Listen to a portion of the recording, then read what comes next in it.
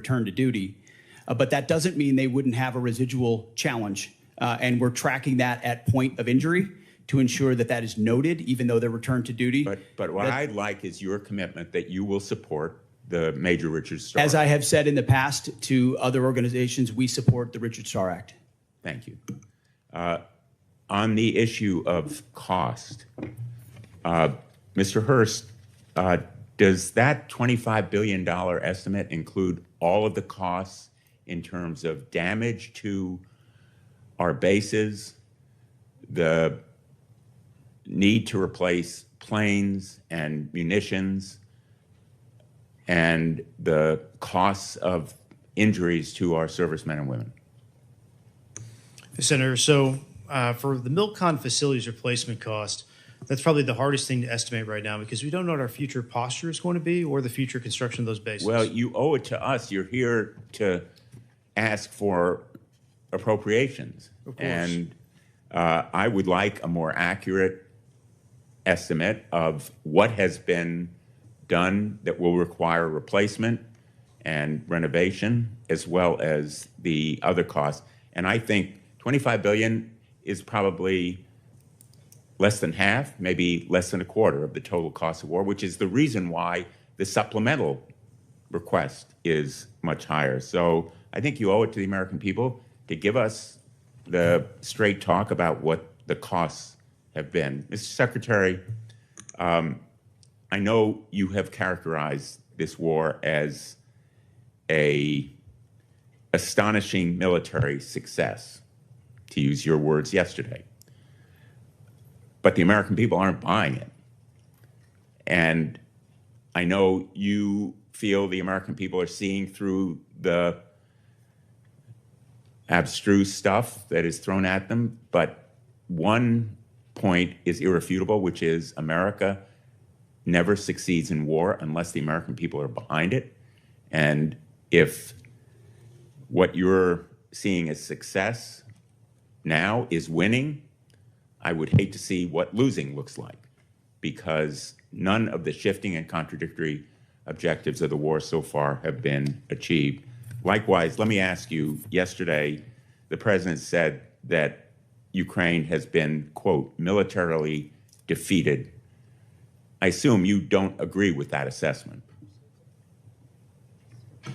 The negative nature in which you characterize the incredible and historic effort in Iran is part of the reason, Senator, why the American people view it the way they do. It's why I looked out at our press corps at the Pentagon and called them the Pharisees in the press. It's because they look for every problem. Well, I'm asking you about you look for Ukraine. every problem that exists, Ukraine and you has miss. been militarily defeated. You miss the I would plank. submit, based on my 9 trips to Ukraine, that is a false narrative that the president's buying. We are 2 months Vladimir into a Putin. historic military success in Iran, and you want to call it a defeat. And it's defeatist Democrats like you that cloud the mind of the American people and would otherwise fully support preventing Iran from having a nuclear weapon. Administration, and they are bravely fighting our fight. And that is the reason that I'm pursuing the Russian sanctions bill, which is bipartisan, along with Senator Graham, and why I hope we will recognize our obligation to release that $400 million. Thank you. We've appropriated. Thank you, Senator Blumenthal. Senator Ernst. Thank you, Mr. Chair, and thank you, gentlemen, for being here today. Really do appreciate your time to be with us.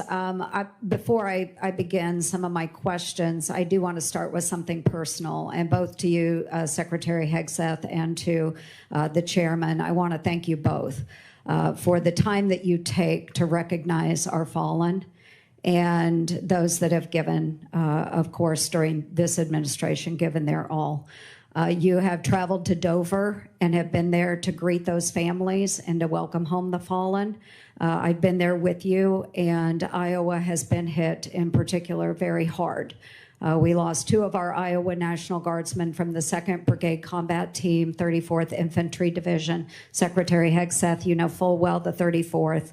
But we also lost 6 members from the 103rd Sustainment Command Expeditionary based out of Des Moines, Iowa during this current conflict. And again, your presence there meant a lot to the families. It also meant a lot to me. So thank you very much for taking the time to do that.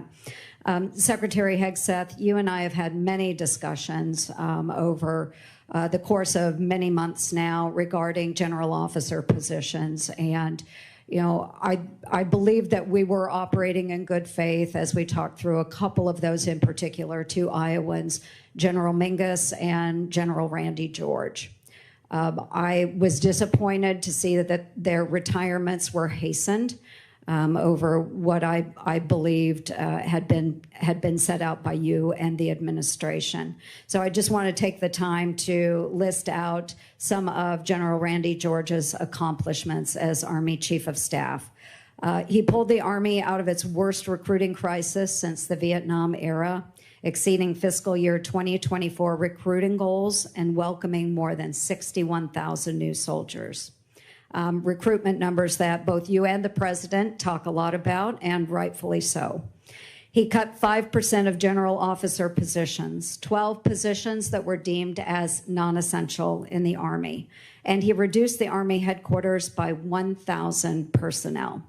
He co-authored the Army Transformation Initiative, which is a comprehensive response aligned with your directives, and he testified here in front of Congress and took a lot of heat defending that Army transformation. He was suddenly let go at the beginning of April 2026.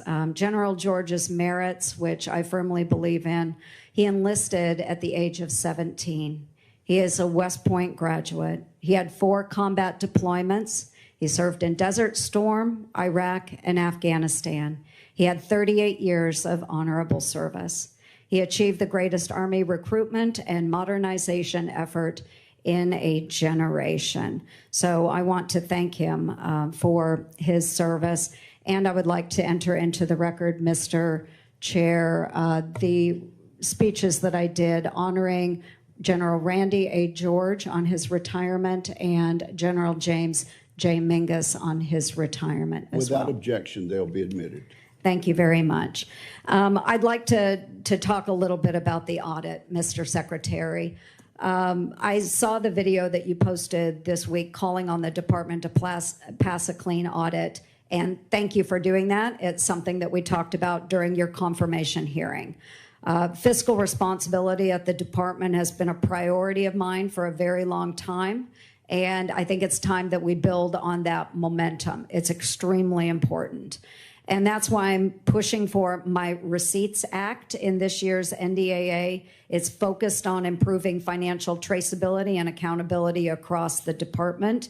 And if you could talk a little bit more about the